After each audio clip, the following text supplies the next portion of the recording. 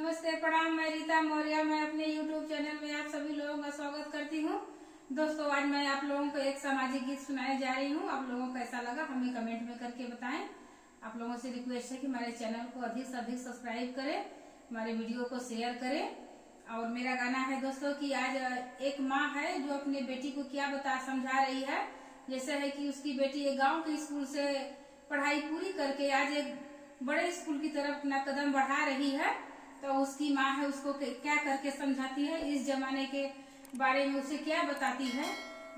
बस मैं अपने गाने के माध्यम से यही गाना आप लोगों को आज सुनाने जा रही हूँ। अच्छा लगे तो हमारे इस वीडियो को लाइक जरूर करें, अधिक से अधिक शेयर करें। बिगड़ल बा बहुत जमाना, कॉलेज बेटी संभल के जाना। बिगड़ल बा बहुत जमाना, कॉलेज बेटी संभल के जाना। गली गली घूमे ले हवसी दरिंदा, चलती डगरिया तुझ पे डालेंगे फंदा। गली गली घूमे ले हवसी दरिंदा, चलती डगरिया तुझ पे डालेंगे फंदा।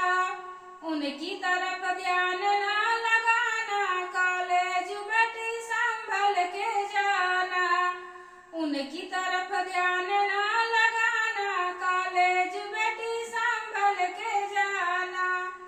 बिगड़ल बा बहुत जमाना, कॉलेज बेटी संभल के जाना।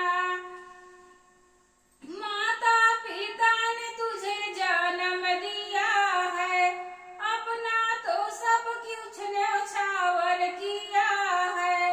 माता पिता ने तुझे जन्म दिया है, अपना तो सब कुछ न्यौछावर किया है। सिर उनका कभी ना झुकाना, कॉलेज बेटी संभल के जाना। सिर उनका कभी ना झुकाना, कॉलेज बेटी संभल के जाना। बिगड़ल बा बहुत जमाना, कॉलेज बेटी संभल के जाना।